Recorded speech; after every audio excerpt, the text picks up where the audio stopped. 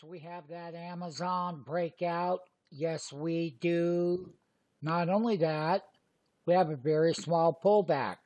We will continue to buy every dip on Amazon. Yes, they do have the Teamsters walk out on strike. But the thing about it is, it's not a big sell program. No.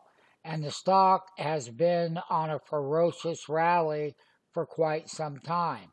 Once again, we will show you how to buy these great pullbacks on the leadership stocks.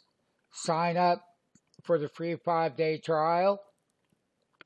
We have buy now, pay later. You can get invested on $1,000 on great stocks. Yes, you can. Buy now, pay later. It's the next best thing in town.